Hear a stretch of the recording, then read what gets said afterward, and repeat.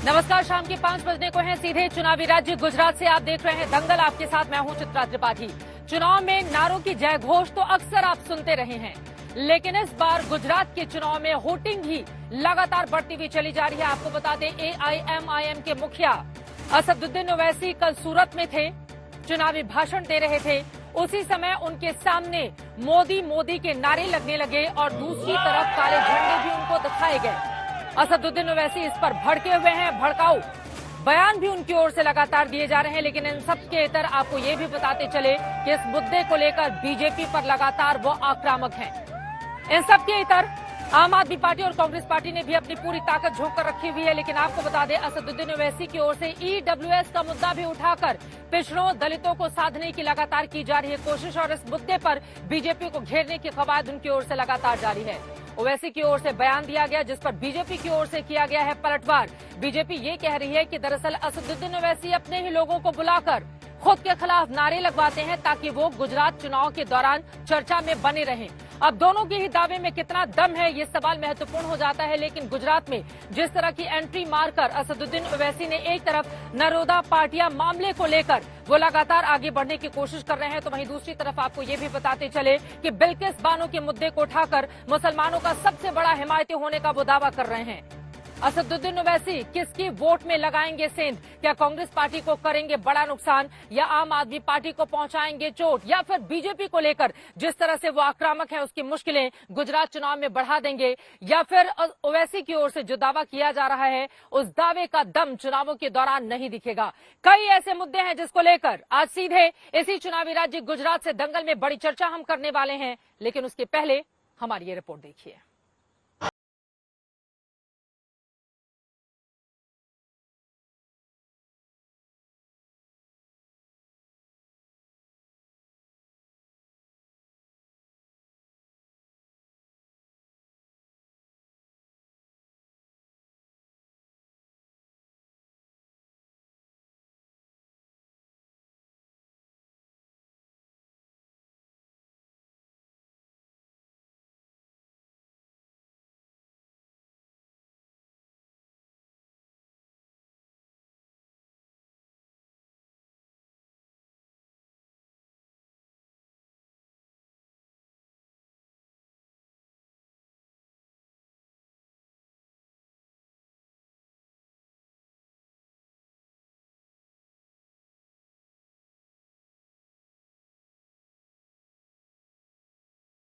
Vote देंगे तो याद रखिए, मुस्तकबिल में कास्ट बेस्ड रिजर्वेशन खत्म हो जाएगा। यहाँ के बोलते मैंने गुजरात को बनाया,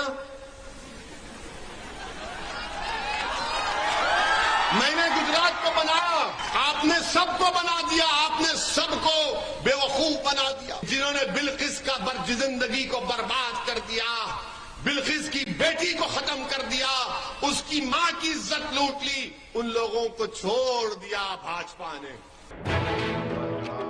ओवैसी के लिए मुश्किल ये है कि शाम में जिस मैदान में असदुद्दीन ओवैसी चुनावी सभा करके लोगों को बीजेपी के खिलाफ वोट देने के लिए समझाते हैं, उसी मोहल्ले में सुबह लोग ओवैसी को खारिज करते दिख रहे हैं। पर हमारा विचारधारा मोहल्ले में तो ऐसा ही है कि कोई मान नहीं रहा है, लग नहीं रहा है कि ओवैसी साहब को इधर वोट दे पाएंगे। नहीं, हम लोग ओवैसी साहब से सहमत नहीं है। नहीं जीत पाएंगे, ऐसा तो लग रहा नहीं है। ओवैसी की सभाओं में मोदी मोदी के नारे क्यों लग रहे हैं? बीजेपी के स्टार प्रचारक केशव प्रसाद मौर्य कारण कुछ और बताते हैं। मोदी मोदी तो पूरा हिंदुस्तान बोलता है। अगर कोई आप चुनाव प्रचार करना चाहता करे, वो जनता अगर कुछ मोदी मोदी नारा लगा रही है, कोई राहुल राहुल नहीं कह रहा है, ओवैसी नहीं कह रहा है, तो इसका मतलब भाजपा में है पूरा गुजरात प्रदेश। इस समय पूरा हिंदुस्तान है भाजपा में, लेकिन गुजरात भी पूरी तरह से भाजपा में है। गुजरात में ओवैसी हो या आम आदमी पार्टी, दोनों ही दल मुस्लिमों के सामने कांग्रेस का विकल्प बनने का दावा कर रहे हैं। जबकि आंकड़े बताते हैं कि गुजरात में 2017 में कांग्रेस ने 6 उम्मीदवार उतारे थे, जिसमें 3 की जीत हुई थी। वैसे गुजरात की 6.5 करोड़ से अधिक की आबादी में मुसलमानों की तादाद करीब 11% है, जबकि मुस्लिम वोटर्स कम से कम 25 विधानसभा सीटों पर नतीजों को प्रभावित करने की क्षमता रखते हैं। ऐसे में ओवैसी की पार्टी ने 30 चुनिंदा सीटों पर चुनाव लड़ने का फैसला किया है। ओवैसी मुसलमान वोट के अलावा दलित, आदिवासी और ओबीसी वोट को पाले में करने की कोशिश कर रहे हैं, जबकि कांग्रेस और आप का कहना है कि बिना हिंदू वोट के किसी सीट पर जीत मुश्किल है, लिहाजा ओवैसी को वोट देना वोट बर्बाद करना है। सूरत से संजय सिंह राठौर और अहमदाबाद से चित्रा त्रिपाठी के साथ आज तक ब्यूरो। 11% मुसलमान वोटरों के लिए लड़ाई है, सभी ने अपनी ताकत आजमाई है, लेकिन इस बार वैसे क्या खेल खराब कर देंगे या फिर जो आरोप उनकी ओर से लगाए जा रहे हैं उन आरोपों में दम है, इसी बात को लेकर दंगल में चर्चा करेंगे। खास मेहमान जुड़ चुके हैं, उनका परिचय आपसे करवा देती हूं। हमारे साथ गौरव भाटिया जी मौजूद हैं, आप राष्ट्रीय प्रवक्ता हैं भारतीय जनता पार्टी के। हमारे साथ वारिस पठान साहब जुड़ चुके हैं, आप स्पोक्स पर्सन है AIMIM के। हमारे साथ आलोक शर्मा जी मौजूद हैं, आप स्पोक्स पर्सन है कांग्रेस पार्टी के। सुजाता पांडे जी राजनीतिक विश्लेषक के तौर पर हमारे साथ मौजूद हैं और आम आदमी पार्टी के विधायक और प्रवक्ता कुलदीप कुमार जी भी हमारे साथ जुड़ चुके हैं। सबसे पहले वारिस पठान साहब, शुरुआत आपसे ही करते हुए, चूंकि गंभीर आरोप असदुद्दीन ओवैसी साहब की ओर से लगाए गए हैं। बीजेपी कह रही है कि अपने ही लोगों को बुलवाकर काले झंडे दिखवा लेते हैं, इस तरह के नारे लगवा लेते हैं। वंदे भारत ट्रेन को लेकर भी जो आरोप उनकी ओर से लगाए गए वो भी फुस हो गया। ये सब कुछ चर्चा में बने रहने के लिए करते हैं असदुद्दीन ओवैसी। देखिए चित्रा जी, गुजरात में चुनाव है, जिस तरह से भाजपा लड़ रही है, आम आदमी पार्टी लड़ रही है, कांग्रेस चुनाव में उतरी है, उसी तरह से पहली मर्तबा हम गुजरात के अंदर विधानसभा का चुनाव लड़ रहे हैं। और आपने देखा होगा कि हमारी सभाओं में जो भीड़ है वो ना ही नरेंद्र मोदी की सभा में है, ना आम आदमी पार्टी के, ना कांग्रेस की। लोग आ रहे हैं, मोहब्बत से, दुआओं से हमको नवाज रहे हैं। और यकीन मानिए, इसके पहले जब कॉर्पोरेशन का चुनाव आया था, हमने सिर्फ 1 महीने में 30 दिन थे हमारे, उसमें हमारे 26 कॉर्पोरेटर जीते, जिसमें सिर्फ मुसलमान ही नहीं, हमारे 6 हिंदू भाई बहन भी जीत कर आए। तो गुजरात की जनता ने इस वक्त दिमाग बना लिया है कि वो MIM को वोट देगी। अब आपने बात की वंदे भारत की, तो मैं आपको बताता चलूं कि देश के युवाओं का, दलितों का, मुसलमानों का, तमाम लोगों का मोहब्बत तो था असद ओवैसी साहब के साथ। अब तो पत्थरों को भी हमसे मोहब्बत हो गई है चित्रा जी। अब तो पत्थर भी ट्रैक पे हमारा इंतजार कर रहे होते हैं कि अभी वंदे भारत की ट्रेन आएगी, जिसमें असद ओवैसी बैठे होंगे, उनके साथ वारिस पठान बैठे होंगे। हम 30 बोगी को छोड़ देंगे और एक ही बोगी जहां ओवैसी और वारिस पठान बैठे, उस पर लपक के जोरदार जाएंगे, कांच के ऊपर जादू की झप्पी देकर आ जाएंगे। तो अब तो पत्थरों को भी हमसे मोहब्बत होने लग गई है। और देखना इस मर्तबा हमने कल भी जो हमारा सूरत में सभा थी, सभा आलीशान सभा, जिसमें हमारे दलित भाई हमारे साथ थे, आदिवासी भाई हमारे साथ थे, शेड्यूल कास्ट, शेड्यूल ट्राइब, सब हमारे साथ में थे। और सबको यकीन है कि ओवैसी साहब जो है मजलूमों की, दलितों की, मुसलमानों की बेबाक आवाज है और सबके इंसाफ की बात करते हैं। हम वहां पर विकास की बात कर रहे हैं, जो इतने वर्षों से 27 साल से भाजपा सरकार वहां सत्ता में रही। आइए आप देखिए क्या विकास हुआ, वहां पे कुछ भी नहीं। तो बदलाव होना चाहिए ना। हम लोगों को ये बोलते एक बार मौका दीजिए, गुजरात में बदलाव आएगा। एक तरफ ये बदलाव के नारे दे रहे हैं, 10 सेकंड में दूसरी तरफ कह रहे हैं कि पत्थरों के फूल बरसाए जा रहे हैं हमारे ऊपर। जल्दी से वारिस पठान साहब। हाँ, देखिए अचानक पत्थर उड़ के आ रहा, मैं ये नहीं बोल रहा हूँ किसने फेंका, क्या किया, पत्थर उड़ के आए, पुलिस ने इसका तहकीकात की और बताया कि वाकई में जो पत्थर गिरा वो वही कांच पे गिरा जहां ओवैसी साहब और वारिस पठान बैठे हुए थे, उसी सीट के पास आके वहीं पर गिरा। बात नंबर 3 में बताना चाह रहा था, बदलाव आएगा। क्यों 27 साल लोगों ने भाजपा को वोट दिया, कांग्रेस में ताकत नहीं है, बीजेपी को हराने की, 27 साल सत्ता में जो नहीं आरोप रहते ये उनकी लोग। ओर से लगाए जा रहे हैं कि उनकी रैली में, सूरत में अगर जनसभा वो कर रहे हैं तो वहां पर जाकर बीजेपी के कार्यकर्ताओं को काले झंडे दिखाना और वहां पर जाकर मोदी के नारे लगाना। क्या डर गई है बीजेपी असदुद्दीन ओवैसी से, जो आरोप लगा रहे हैं वो? देखिए चित्रा जी, आपके लिए, आज तक के लिए और चैनल के लिए ओवैसी जी बहुत महत्वपूर्ण किरदार हो सकते हैं। जहां तक चुनाव की बात है, यही उत्तर प्रदेश भी गए थे, डेप्यूटी CM मुसलमान बनाएंगे, 5-5 बनाएंगे, जमानत जब्त हो गई। जनता ने ऐसा दौड़ाया कि सदमे से बाहर नहीं आ पाए हैं। और जहां तक इनकी राजनीतिक कद की बात है, तो राजनीतिक कद तो इनका है नहीं। मोदी के नारे लगे, आपने कहा, तो मैं आपको याद दिलाता हूं, मोदी के नारे इसलिए लगते हैं क्योंकि गुजरात मॉडल, विकास का मॉडल, कर्तव्य परायणता का प्रतीक, गुजराती अस्मिता का प्रतीक श्री नरेंद्र मोदी जी हैं। अरविंद केजरीवाल जी भी तो गुजरात गए थे कुछ दिन पहले, आपका चैनल दिखा रहा था, मोदी के नारे लगे। तो वहां की जनता अगर नरेंद्र मोदी जी को अपना आदर्श मानती है तो इसमें अच्छा ही है, गलत तो कुछ है नहीं। दूसरी बात पत्थरों की हुई, आपको मालूम है चित्रा जी, जो चरित्र है ओवैसी जी का, जब पत्थर उनके पास उड़ के आया, बता रहे थे प्रवक्ता की उड़ता हुआ एक पत्थर आया था, तो ओवैसी जी ने पत्थर को देख के पूछा, ए पत्थर, तू मुस्लिम पत्थर है या हिंदू पत्थर है? अच्छा मुस्लिम पत्थर है, तू आ जा, मैं तुझे घर लेके चलता हूं। हिंदू पत्थर है ना, ना मैं तेरे ऊपर इल्जाम लगाऊंगा। अरे ये हिंदू मुस्लिम करने वाले ये लोग क्या जाने विकास क्या चीज होती है।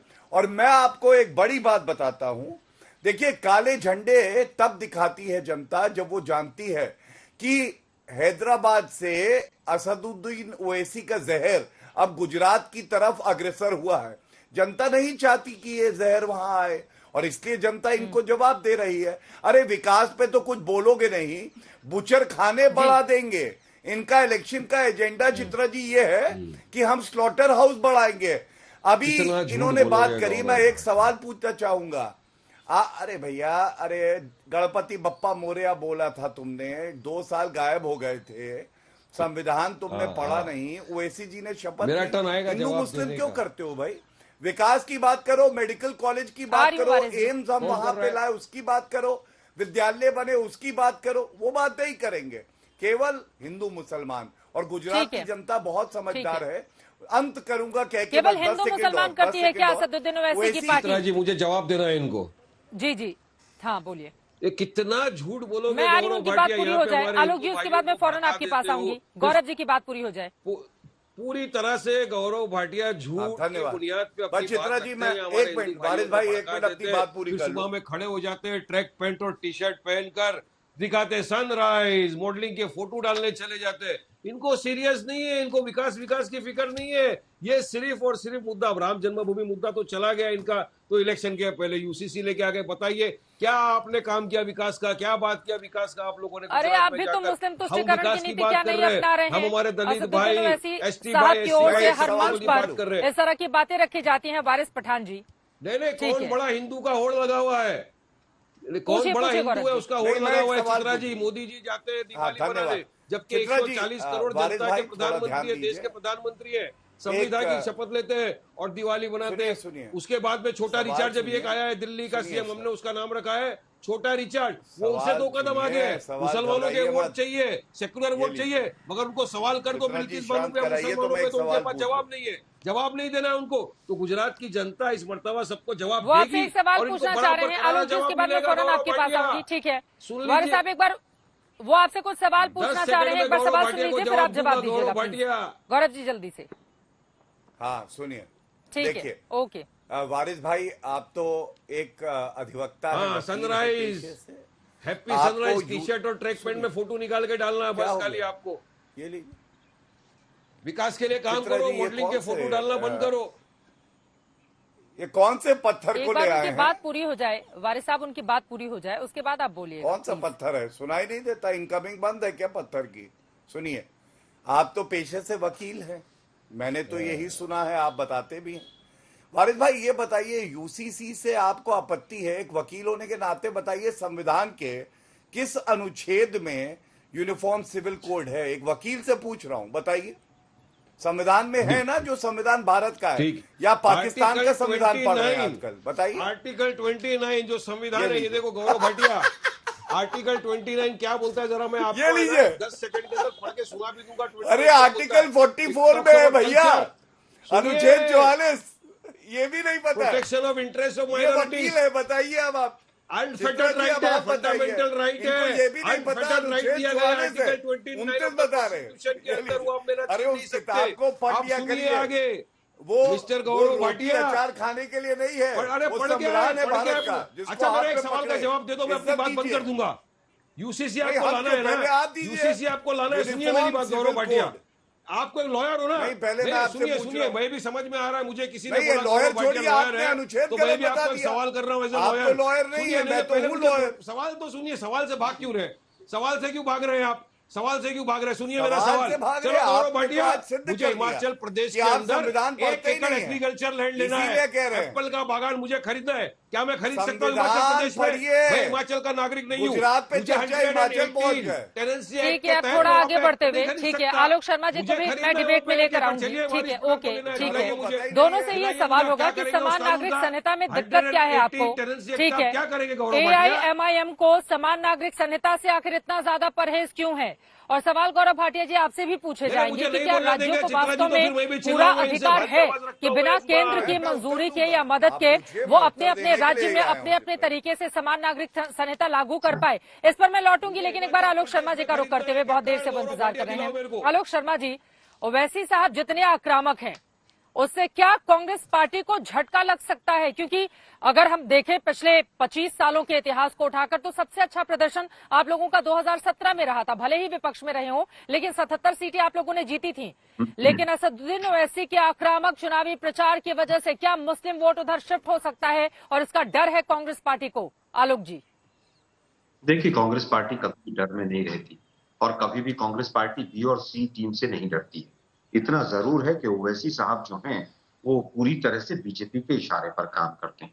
बिहार में अभी एक उपचुनाव हुआ, 12,000 वोट उनका कैंडिडेट लेकर गया और हमारे जो गठबंधन का कैंडिडेट था वो 2,000 वोट से हार गया। तो इसमें कहीं कोई दो राय नहीं है कि पूरी तरह से अगर ओवैसी सबसे महत्वपूर्ण किरदार है इस पूरे चुनाव में तो बीजेपी के लिए। बीजेपी चाहेगी ओवैसी जी जिंदा रहें, ओवैसी जी चुनौती दें। पिछले चुनाव में आपने देखा उत्तर प्रदेश के अंदर ओवैसी जी ने एक चुनौती दी, किसको? अजय सिंह बिष्ट जी को, वहां के मुख्यमंत्री योगी आदित्यनाथ जी को, और तुरंत 10 मिनट में चुनौती स्वीकार हुई। एक ANI का कैमरामैन आया और अजय सिंह बिष्ट जी ने तुरंत चुनौती को स्वीकार किया। एक तरफ जहर भरा हुआ है, एक तरफ सी टीम बैठी हुई है। अभी केशव प्रसाद मौर्य साहब का बयान सुन रहा था कि सब कुछ मोदी में है, अपनी सीट बचा नहीं पाए थे। बीजेपी के नारे अब आने शुरू होंगे, गोली मारो, 80-20, शमशान कब्रिस्तान, रामजादे, दूसरा शब्द, ये दोनों मिलकर काम इसको पूरी तरह से, क्योंकि भाजपा ने कोई काम किया नहीं 27 वर्षों तक, 27 वर्षों तक काम नहीं किया, तो दोनों चाहेंगे कि वो उस पिच पर हिंदू मुस्लिम वाली पर चुनाव को लेकर जाएं। कोई मोरबी पर बात नहीं करेगा, कोई नहीं कहेगा कोरोना में क्या हालत हुई, कोई नहीं बताएगा कि सूरत की शमशान की शवदाग्रह की जो भट्टी थी वो किस तरह से पिघल कर गिर गई, कोई नहीं बताएगा कि SIT कहां तक लट्ठा कांड की पहुंची है। हिंदू मुसलमान पर कैसे चुनाव को लेकर जाया जाए। अभी कुछ दिन पहले बीजेपी के साथ के संगठन ने केजरीवाल के फोटो लगाए थे, यहाँ पर पूरे पोस्टर लगाए थे गुजरात में, जिसमें एक वो मुस्लिम स्कल कैप पहनाकर, और पूरे गुजरात में एक ही दिन में 50,000 पोस्टर लगे। आज तक इलेक्शन कमीशन को भी नहीं पता, पुलिस को भी नहीं पता किसने लगाए वो। तो बीजेपी बहुत प्रयास कर रही है कि किस तरह से हो हिंदू मुस्लिम चुनाव, लेकिन मुझे लगता है कि हिंदू मुस्लिम चुनाव नहीं होगा। गुजरात की जनता इस बार चिंतन और मनन के साथ वोट डालेगी और मोदी साहब से पूछेगी कि जिस प्रधानमंत्री ने भूखमरी के इंडेक्स में देश को नीचे पहुंचा दिया उसको वोट क्यों दी जाए। जिस मुख्यमंत्री के रहते हुए तमाम डब्बे हटा लिए गए और एक इंजन पूरी तरह से फेल हो गया, क्या मजबूरी थी कि पूरा कैबिनेट मुख्यमंत्री के समेत बदलना पड़ा? क्या मजबूरी थी कि टिकट काटने के बाद 12 घंटे के अंदर नीमाबेन आचार्य के तमाम जो नजदीकी लोग थे उनका इनकम टैक्स की रेड पड़ी? गुजरात के लोग अब वास्तविकता जानना चाहते हैं कि डॉलर की तुलना में रुपया कहां गया, पेट्रोल और डीजल के दाम कहां है, गैस के सिलेंडर के दाम कहां है। इन मुद्दों पर बात मैं जवाब ले लेती हूँ। इनकी सी टीम है। सुजाता पांडे जी, मैं फौरन आपके पास आऊंगी, लेकिन उसके पहले गौरव भाटिया जी, वो कह रहे हैं कि 27 सालों का हिसाब किताब नहीं देना चाहती है बीजेपी, उसको ओवैसी सूट करते हैं, हिंदू मुसलमान की पिच पर दोनों एक साथ बैटिंग और बॉलिंग करना चाहते हैं। देखिए, सबसे पहले तो 27 साल जनता ने आशीर्वाद दिया है। कोई कांग्रेस पार्टी ने हमें मौका दे के नहीं कहा कि सत्ता में रहो, जनता की सेवा करो। पहले तो ये माने कि 27 साल तक कांग्रेस पार्टी को निकम्मी, निठल्ली, भ्रष्टाचारी, सांप्रदायिक, परिवारवादी पार्टी मान के गुजरात की जनता ने कहा दूर रहो, तुम कैंसर की तरह हो, तुम अगर गुजरात में आ गए तो रोग आ जाएगा। ये तो मानिए। दूसरी बात, मैं सहमत हूं कांग्रेस के प्रवक्ता से, आज हिंदू मुस्लिम चुनाव नहीं होगा। और वजह मैं बताऊं, कांग्रेस के MLA हैं इमरान खेड़ावाला। इमरान खेड़ावाला ने क्या कहा है आपको मालूम है? मुसलमान है ना। उन्होंने कहा मोदी जी पे मुझे भी गर्व है, मोदी जी बहुत अच्छा काम कर रहे हैं। और ये इसलिए संभव है क्योंकि श्री नरेंद्र मोदी जी हों, चाहे वो पटेल जी हों, बिल्कुल स्पष्ट एक बात है कि डबल इंजन की जो सरकार है वो कार्य कर रही है। तीसरी बात, आपको मालूम है मधुसूदन मिस्त्री जी ने क्या बोला, मोदी जी को औकात दिखा देंगे। चित्रा जी, आप मुझे ये बताइए, चुनाव लड़ने आए हैं, आप अपने मुद्दे रखिए। जब 26 में अंडा सीटें आती है लोकसभा में, 27 साल से सत्ता में नहीं आए हो, गुरूर देखिए। आप कहते हैं औकात दिखा देंगे मोदी जी को। और इसी तरह से मणिशंकर अय्यर ने कहा था चाय वाला कभी प्रधानमंत्री नहीं बन सकता, जनता ने बना दिया। प्रियंका वाड्रा गांधी ने नीच बुलाया था, जनता ने जवाब दिया। देखिए कांग्रेस, बीच में मत बोलिए, एक मिनट, जनता ने क्या हश्र कर दिया। चित्रा जी, 42 पर्यवेक्षक बनाए हैं इन्होंने, और मुझे ऐसा लगता है 42 सीटें भी नहीं आएंगी। जैसे चुनाव होता है सत्ता में और विपक्ष में आने के लिए, यहां चुनाव हो रहा है कि विपक्ष में और जमानत जब्त कितनी होंगी। आम आदमी पार्टी आएगी विपक्ष में कि कांग्रेस पार्टी आएगी, या जमानत जब्त ज्यादा होंगी इनकी, ये इनका हश्र है। और अंत में अभी एक सेगमेंट और आएगा तो कुछ और बातें कांग्रेस पार्टी की बताऊंगा। ठीक है चित्रा जी, छोटा सा उत्तर देना चाहूंगा, कैंसर से शुरू इस पे आलोक जी आप जवाब दे दीजिए। ये बात तो सच है ना आलोक जी, देखिए 27 सालों से अगर आप चुनाव में अच्छा परफॉर्मेंस नहीं कर पा रहे हैं तो इसमें बीजेपी की क्या गलती? उनके तो टॉप से लेकर छोटे नेता सब लोग लगातार यहाँ पर लगे हुए हैं। प्रधानमंत्री नरेंद्र मोदी, गृह मंत्री, उनके मुख्यमंत्री और तमाम दूसरे राज्यों के भी बड़े बड़े नेताओं की फौज यहाँ पर उतरी हुई है चुनाव जीतने के लिए। तो अगर आप में दिक्कत है तो आप बीजेपी को कैसे घेरेंगे? वो तो 27 साल से चुनाव जीत रहे हैं ना, बीते दोनों ही लोकसभा की सारी सीटें बीजेपी जीत रही है। आपकी बात से पूरी तरह से सहमत हूँ कि कहीं ना कहीं हमारी कुछ कमियां रही हैं। गुजरात की जनता ने तो हमें आशीर्वाद दिया, हमारी कमियां रही, मैं इस बात को एक्सेप्ट करता हूं। लेकिन कैंसर गुजरात के लिए पूरी तरह से भाजपा हो गई। भाजपा में बेरोजगारी कहां पर है, महंगाई कहां पर है, 100 लोग कच्ची दारू पीकर मर जाते हैं और कैंसर कांग्रेस है। 22 पेपर बच्चों के लीक हो जाते हैं जॉब्स के और कैंसर कांग्रेस है। जिस तरह से 5 SIT बनती है, एक का उत्तर नहीं मिलता और कांग्रेस कैंसर है। जिस तरह से अभी लट्ठा कांड हुआ, 100 से ज्यादा लोग कच्ची शराब पीकर मर गए। जिस तरह से 11वीं के बच्चे के बैग में भी अहमदाबाद में ड्रग्स मिल रहे हैं और कैंसर कांग्रेस है। मैं केवल ये कहना चाहता हूँ तो डबल इंजन कहाँ है? एक इंजन तो ब्रस्ट होके वर्कशॉप में भेज दिया आप लोगों ने, और जैसे ही किसी ने आवाज उठाई उनके यहाँ इनकम टैक्स की रेड शुरू हो गई। क्या ये सच है कि नहीं है? और गुरूर किसको है? गुरूर तो बीजेपी को है, गुरूर तो नरेंद्र मोदी साहब को है कि सरदार पटेल का नाम छोटा करके उस स्टेडियम का नाम अपने नाम पर रख लिया। गुरूर तो मोदी साहब को है और अडानी को है कि सरदार वल्लभ भाई पटेल के नाम से जो एयरपोर्ट बना उसके ऊपर अडानी एयरपोर्ट लिख दिया गया, उसको छोटा कर दिया गया। गुरूर किसको है? गुरूर तो भाजपा को है कि हम हार ही नहीं सकते हैं। अब 2002 से अभी तक हमारी हमेशा सीट बढ़ी और वोट परसेंटेज बढ़ा। और इस बार चित्रा जी, मैं गुजरात की जनता के बीच में 1.25 महीने से हूं, इस बार सरकार आ रही है हमारी। आप देखिएगा इस बार झूठा जो गुजरात मॉडल चलाते हैं ये बीजेपी के लोग, गुजरात की जनता समझ चुकी है, इस बार इनको वोट नहीं देगी। ठीक है, सुजाता पांडे जी, मैं चाहूंगी इस पर आप जवाब दे दीजिए, उसके बाद मैं बाकी दोनों मेहमानों के पास जाऊंगी। सुजाता पांडे जी, ये बात भी बिल्कुल सच है ना, महंगाई, रोजगार जैसा मुद्दा है और प्रधानमंत्री नरेंद्र मोदी देश के लिए वो अच्छा काम कर रहे हैं, लगातार जनता उनको चुनकर वहां पर भेज रही है। लेकिन गुजरात में जब हम लोकल लेवल पर आकर देखेंगे तो बहुत सारे ऐसे मुद्दे हैं जिस पर बीजेपी घिरी हुई नजर आती है। तो पीएम मोदी का चेहरा तो है, लेकिन कब तक मोदी के नाम पर यहाँ की जनता को, जो स्थानीय लोकल लीडरशिप है, वो कब तक लुभाती रहेगी?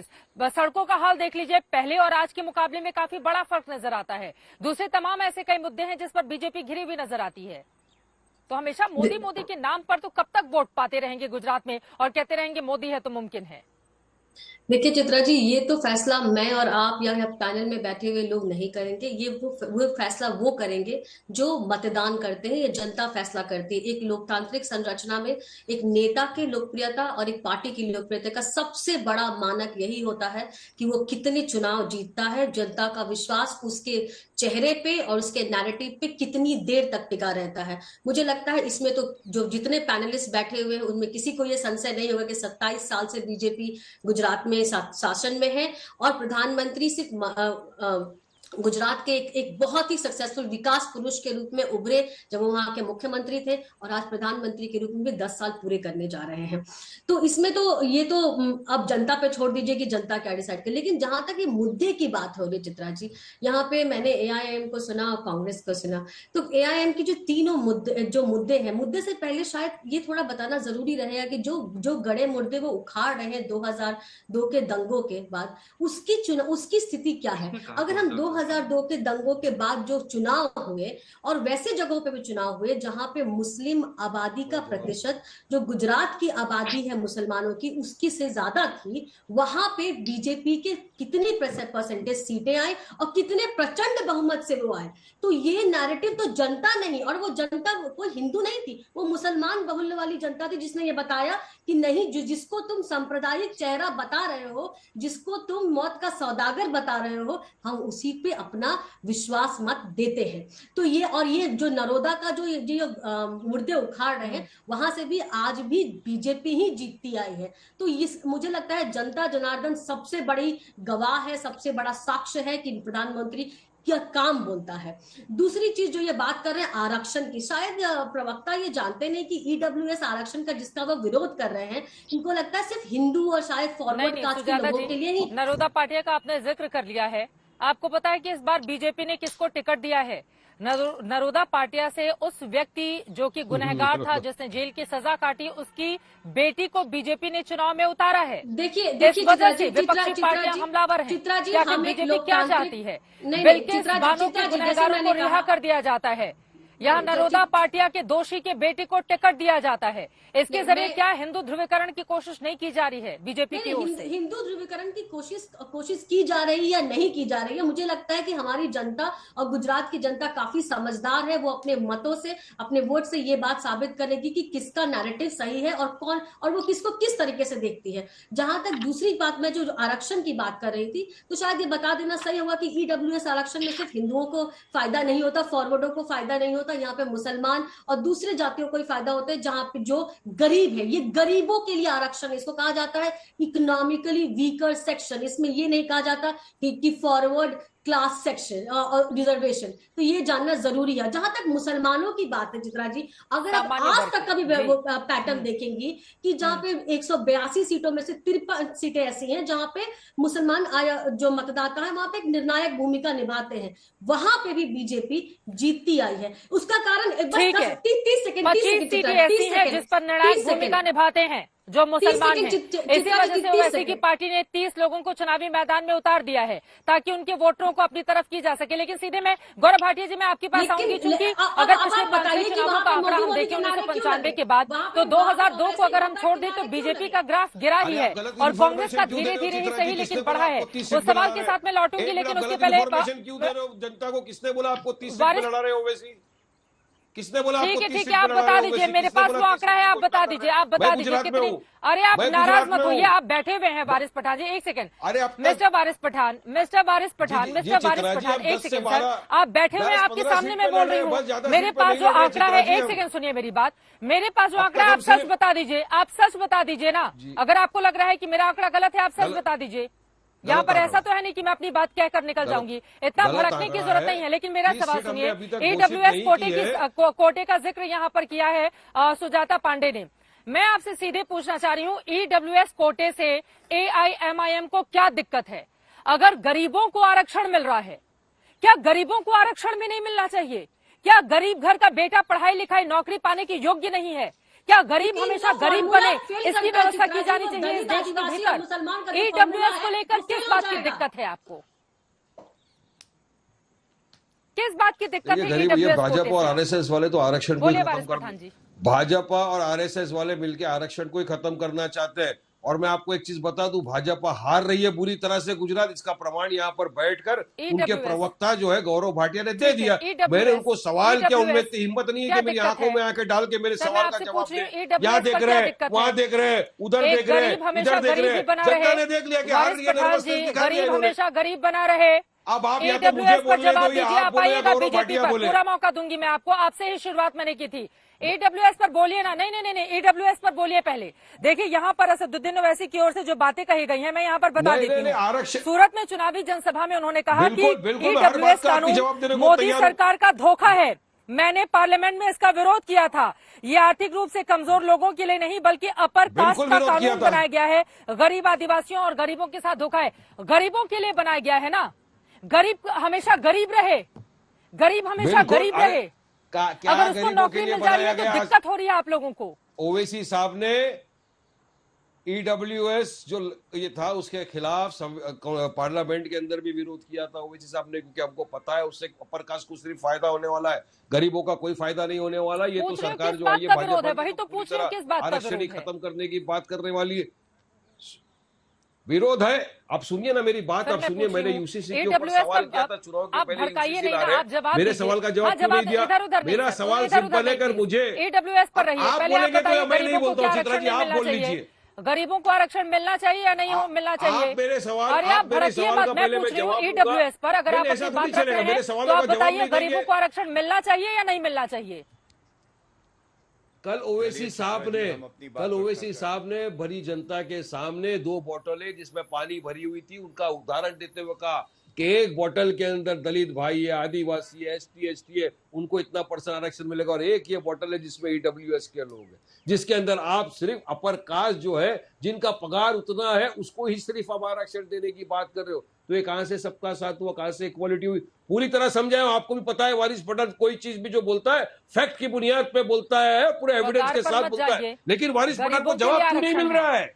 मेरा पे एलिगेशन लगाया तो मुझे जवाब चाहिए, मुझे जवाब चाहिए गौरव भाटिया से। खत्म गलत बयान ही नहीं, गलत मैं आपको 1 सेकंड नहीं 25 सेकंड लीजिए। गरीब लोगों को अगर वो सामान्य मेरे पे वर्ग का इल्जाम गरीब है लगाया, तो हमेशा वो मेरे को गरीब बना रहे। करना है। अगर वो सामान्य वर्ग का गरीब है और ओबीसी बाकी आरक्षण से अलग जाकर आपको EWS मुद्दे पर देश की सर्वोच्च अदालत से भी फटकार लगी है। मैं यहाँ पर अलग जाकर, अगर कोई गरीब है और गरीब के लिए कोई भी व्यवस्था की जा रही है, भले ही उसके पीछे वोट बैंक की राजनीति हो जाए, लेकिन गरीबों के लिए व्यवस्था है ना। गरीबों के मुद्दे पर आप कैसे बोल सकते हैं कि नहीं वो गलत है? जस्टिस पार्टी गरीब का आदमी हमेशा गरीब बना रहे। गरीब परिवार का बच्चा अगर पढ़ लिख कर कोई अच्छी नौकरी पा जाए तो उसे दिक्कत हो रही है आप लोगों को।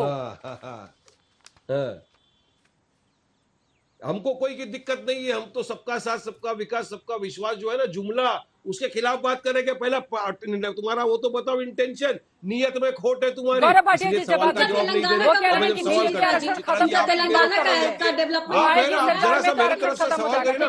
मैंने आपका EWS पे जवाब दे दिया, मैंने ओबीसी कोटा पे आपको जवाब दे दिया, मैंने आपको UCC पे जवाब दे दिया। किस बात का जवाब चाहते हो? अब मेरे पे जो एलिगेशन लगाया अब जवाब उसका सुनिए। कांग्रेस के प्रवक्ता ने कहा कि हम बीटी में हम बिहार गए, हमने ये कर दिया। मैं पूछना चाहूंगा, बिहार में मायावती भी लड़ी, बिहार में लालू प्रसाद यादव के साले साहब भी लड़े, उन्होंने वोट लिया। ठीक है, अभी बिहार की चर्चा नहीं है, अभी बिहार की चर्चा नहीं है, गुजरात पर ही। आपने जो सवाल खड़े किए हैं जरा उस पर जवाब ले लेते हैं। ठीक है वारिस साहब, ठीक है, ओके, ठीक है सर, अब जवाब सुन लीजिए, अब जवाब सुन लीजिए। भाजपा और ठीक है, ठीक है, इसका जवाब देंगे आलोक शर्मा जी, लेकिन उसके पहले गौरव भाटिया जी जवाब देंगे। सवाल तो किया नहीं, जवाब किसका? EWS और आरक्षण पर गौरव भाटिया जी का जवाब सुनिए, उसके बाद आलोक जी के पास आऊंगी। प्लीज वारिस पठान जी। मुझे 1 एकड़ जमीन खरीदना हिमाचल प्रदेश में, एग्रीकल्चरल लैंड, सेब का बागान। अब बाद में गौरव भाटिया से मिलकर पूछ लीजिएगा कि जमीन कैसे मिलेगी। वारिस पठान साहब का ऑडियो थोड़ा डाउन कीजिए। गौरव भाटिया जी आप जवाब दीजिए, आलोक जी उसके बाद मैं फौरन आपके पास आऊंगी। धन्यवाद। देखिए चित्रा जी, एक बात जरूर कहूंगा, थोड़ी शिकायत आपसे मुझे है। और शिकायत क्यों है? नोटा से कम वोट आने वाले हैं इनके, और टाइम इतना लेते हैं। अच्छा, ये जब बोल रहे होते हैं इनको खुद नहीं पता होता है ये क्या बोल रहे हैं। मैं आपको बताता हूं इनको दर्द क्या है। जब EWS रिजर्वेशन आया, इन्होंने विरोध किया, सर्वोच्च न्यायालय ने उस पर मुहर लगा दी। अब ये तो करारा थप्पड़ था न्यायपालिका का और इनकी पार्टी के लीडर पे था। उनको बताया गया कि ऐसा नहीं है कि गरीब गरीब रहेगा, पिछड़ा पिछड़ा रहेगा, अनपढ़ अनपढ़ रहेगा। समाज बदल रहा है, मदरसों में भी अब कंप्यूटर लग रहे हैं। इनको लग रहा है हमारा वोट बैंक खिसक जाएगा। लेकिन जैसा मैंने कहा, जब इनकी लोकसभा में कभी 5 सीटें आएंगी नहीं, गुजरात में इनकी 2 सीटें आएंगी नहीं, नोटा के इनसे ज्यादा वोट आएंगे, इनकी बातों का उत्तर नहीं दूंगा। मैं एक और बड़ा खुलासा करता हूं और आंकड़ों के साथ करता हूं। देखिए, बेरोजगारी की बात कांग्रेस प्रवक्ता ने करी। मैं हाथ में CMI का डेटा लेके बैठा हूं। मैं आपको जानकारी देता हूं गुजरात विकसित क्यों माना जाता है प्रदेशों में। नेशनल एवरेज 6.5-7% है। गुजरात में बेरोजगारी दर 1.7% है चित्रा जी, और बड़े प्रदेशों में राजस्थान में 30%, 30 और 1.7 मतलब 17-18 गुना ज्यादा बेरोजगारी है राजस्थान में। दूसरी बात, महिलाओं की सुरक्षा की बात कर लेते हैं। रेप का क्राइम दर, और एक भी अगर बलात्कार की मामला होता है तो बहुत ज्यादा है, लेकिन राजस्थान में 16.4 क्राइम रेट दर है बलात्कार का। गुजरात में 1.8 मतलब 8 गुना ज्यादा है राजस्थान में गुजरात से। ये आके आप जान दे रहे हैं। तीसरी बात, इनकी एक गारंटी का कार्ड आया था, मेरे हाथ में है, मैं इनका झूठ आपको दिखाता हूं। इसमें लिखा हुआ है कि हम बेरोजगारी भत्ता देंगे। ये देखिए इन्होंने क्या लिखा था। राजस्थान में कहा था कि हम युवाओं को बेरोजगारी भत्ता देंगे, आज 4 साल हो गए, दे दिया, बता दें। इन्होंने राजस्थान में कहा हम किसानों को, वृद्ध किसानों को पेंशन देंगे, मैनिफेस्टो है कांग्रेस पार्टी का, आज तक दिया? 4 साल में नहीं दिया। और इसी तरह से मैं बताऊं, आज तक की न्यूज लेके आया हूं, राजस्थान में किसानों की जमीन हड़प ली, कुड़की के नोटिस दे दिए, और सरकार से जब पूछा तो आज तक की रिपोर्ट कहती है इन्होंने कहा हमने वादा ही नहीं किया था कि हम कर्जा माफ करेंगे। अब बताइए इनसे ज्यादा कौन झूठ बोलेगा? इसीलिए जनता इन पे विश्वास नहीं करती है। और मैं अंत करूंगा केवल एक बात कह के, देखिए राहुल गांधी हो या खड़गे जी हो या सोनिया गांधी हो, आप बताइए, हमारे सारे वरिष्ठ नेता जनता से जुड़े हुए हैं, ये तो वहां पे जाते भी नहीं है। खड़गे जी एक बार गए हैं मेरे ख्याल से, सोनिया गांधी वहां गई नहीं, राहुल गांधी वहां जा नहीं रहे हैं, अभी तक तो नहीं गए हैं। अब आप बताइए इनका क्या जोड़ है जनता के साथ? कुछ नहीं। ये हवेली और महलों में रहने वाले, जिनकी हवेली बंजर है, ये शरद पवार ने कहा, ये क्या जाने कि गुजरात की जनता क्या चाहती है? आलोक शर्मा जी, देखिए मैं उत्तर देता हूं। सबसे पहले तो जब इनकी गौरव यात्रा निकल रही है आज, जवाब दीजिए। हाँ, गौरव यात्रा का कितना विरोध हो रहा है पूरा देश देख रहा है। जिस तरह से सरकारी पैसे से प्रचार हो रहा है वो भी पूरा देश देख रहा है। अब आंकड़ों पे आ जाते हैं। ये राजस्थान की तुलना अगर गुजरात से करते हैं तो पहले कदम पे ही हार मान ली। अरे भाई, डेवलप तो स्टेट हरियाणा था, हरियाणा में बेरोजगारी दर 6% से 38% हो गई। कंपैरिजन उससे कर लीजिए। आप राजस्थान से कंपेयर करके गुजरात को मत कराइए, फिर आइए। अब बात आती है, अब जहां तक बेरोजगारी दर की बात है, CMI का आंकड़ा है 22 तारीख का, 12.5% है 20 साल से 24 साल में, और वो 6ठे नंबर पे है गुजरात। CMI के आंकड़े दोबारा देख लेना। उसके बाद अरे मैं CMI के आंकड़े में तारीख बता रहा हूँ, 22 तारीख के पूरा डेटा दीजिए। अरे सुनिए, मैंने बताया राजस्थान से अगर आप बिहार से कंपेयर करेंगे गुजरात को तो समझ लीजिए आपने गुजरात का भट्टा बैठा दिया है। वापस आते हैं, इन्होंने कहा एम्प्लॉयमेंट की बात हुई तो मैंने राजस्थान की जगह हरियाणा से कंपेयर करा दिया। अब मैं कह रहा हूँ 6000 स्कूल बंद अगर किसी राज्य में हुए हैं तो अकेला गुजरात है। अकेला मोदी साहब के जिस दिन मुख्यमंत्री बने 10,000 करोड़ का कर्जा था, आज 4 लाख करोड़ का कर्जा है।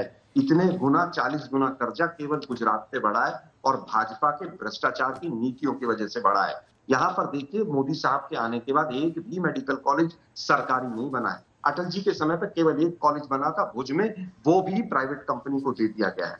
अगर ऐसा ना हो तो नाम बता के जाइएगा। 900 स्कूल बालिकाओं वाले बंद कर दिए। अब वो कह रहे हैं रेप की बात में आ जाता हूँ, 23% रेप पिछले 1 साल में गुजरात के अंदर बढ़े हैं, जबकि पूरे देश में ही बढ़े हैं। उसके बाद मैं आता हूँ वापस चाइल्ड रेप के ऊपर। अहमदाबाद कहीं किसी लिस्ट में नहीं था आज से 10 साल पहले। चाइल्ड रेप में अभी 1 महीने पहले जो आंकड़े आए हैं 6ठे नंबर पर अहमदाबाद है। मैं समझता हूं कि इन चीजों को ज्यादा उखाड़िए मत। कुलदीप सेंगर और कठुआ वाले कांड के और कानपुर वाले और हाथरस वाले लोग, कम से कम बिल्किस बानो वाले लोग इस मुद्दे पर बात ना करें। अब बात आती है कि कितने पद खाली हैं। अभी एक चपरासी रैंक के लेवल पर डी ग्रेड की जॉब के लिए 17 लाख एप्लीकेशन थी। 40 लाख से ज्यादा अनएम्प्लॉयड पढ़े लिखे लोग हैं गुजरात के अंदर। 10 लाख पासपोर्ट अगर हिंदुस्तान में पिछले 8 साल में सरेंडर हुए तो सबसे ज्यादा यहाँ पर हुए। यूक्रेन और रशिया से जो बच्चे आए थे MBBS वाले, मैक्सिमम गुजरात के अंदर है चित्रा जी। उनका कोई सॉल्यूशन नहीं निकला है। वो पूछ रहे हैं मोदी साहब से हमारा MBBS कहां से पूरा होगा।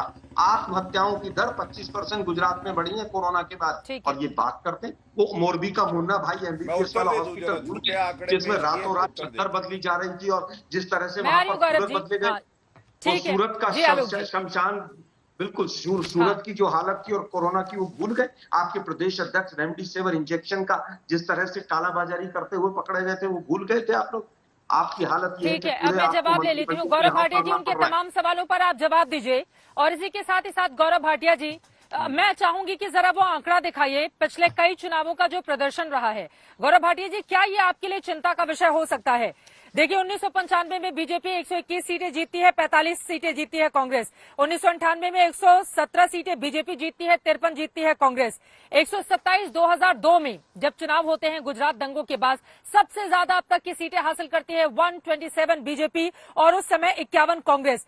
उसके बाद 2007 में 117 बीजेपी, 2012 में 115 बीजेपी और 2017 में 99 बीजेपी। जबकि कांग्रेस का अगर आंकड़ा हम देखेंगे तो 2007 में 59 सीटें, 61 सीटें 2012 में और 77 सीटें 77 सीटें 2017 में जीती है कांग्रेस पार्टी। उनके सवालों के साथ ही ये भी सवाल है कि क्या ये बढ़ते हुए आंकड़े इस बार के चुनाव में आपके लिए मुश्किलें पैदा करने वाले हैं? गौरव भाटिया जी। चित्रा जी, पहले आपके इन आंकड़ों का जो आपने सवाल पूछा उत्तर दे दूं। सबसे पहले 27 साल तक लगातार भारतीय जनता पार्टी चुनाव जीत रही है, जनता का आशीर्वाद मिल रहा है और नया कीर्तिमान बनाएंगे, इतिहास रचेंगे, 7वीं बार जीतेंगे, जो कि केवल लेफ्ट ने पश्चिम बंगाल में किया है और 2/3 से ज्यादा सीटें आएंगी गुजरात में इस बार। दूसरी बात, पिछली बार का भी वोट परसेंटेज चित्रा जी देख लीजिएगा, हमारा वोट परसेंट जो है वो करीब 1 से ज्यादा बढ़ा था। पिछली बार भी सीटें जरूर कम हुई थी लेकिन वोट परसेंटेज बढ़ा था। तीसरी बात, 2017 के चुनाव के बाद 2019 के चुनाव भी आए और आपको मालूम है 14 की तरह दोबारा 26 में 26 सीटें हमने लोकसभा की जीती इसी गुजरात में, और हमारा जो वोट परसेंटेज था वो ऐतिहासिक था 63%। इस बार फिर हम उम्मीद कर रहे हैं उसी तरह का वोट परसेंटेज आएगा। अब मैं एक बात जरा कांग्रेस के प्रवक्ता की उत्तर दे दूं। देखिए, कांग्रेस के प्रवक्ता की दिक्कत क्या है कि राहुल गांधी क्लासेस लेते हैं। ये मैंने इनको CMI डेटा दिया तो इन्होंने खुद ही मान लिया अशोक गहलोत जो है वो बिल्कुल बेकार मुख्यमंत्री हैं, उनसे तुलना मत करो भाई, इन्होंने खुद ही माना। और CMI डेटा को इन्होंने एक बांट दिया, कहते हैं इस वर्ग का देखो। अरे मैं ओवरऑल अनएम्प्लॉयमेंट डेटा देता हूं 30% और कहा 1.7%। दूसरा वक्त हमें इतने की इजाजत देता है। गौरव भाटिया जी, माफी के साथ आपको यहाँ पर रोकना पड़ रहा है। आप तमाम मेहमानों का बहुत शुक्रिया हमारे साथ आज के इस दंगल का हिस्सा बनने के लिए। लेकिन चुनावी दंगल जो गुजरात में जारी है, किसकी होगी जीत, किसकी होगी हार, ये बड़ा सवाल बना हुआ है। पार्टियों के अपने अपने दावे, लेकिन असदुद्दीन ओवैसी के सूरत दौरे पर जिस तरह से उनको काले झंडे दिखाए गए और मोदी मोदी के नारे लगे, उसके बाद से लगातार वो आक्रामक हैं। ये जो आक्रमण है उनका, वो बीजेपी को नुकसान पहुंचाएगा या फिर दूसरी पार्टियों को, ये देखना रहेगा काफी महत्वपूर्ण। खुद को भड़काऊ भाईजान बताकर क्या असदुद्दीन ओवैसी गुजरात चुनाव में धर्म की राजनीति कर रहे हैं? दंगल में आज का हमारा सवाल था, आपके जो जवाब मिले हैं 64% लोगों ने हाँ में जवाब दिया है, जबकि 36% लोगों का जवाब नहीं में है।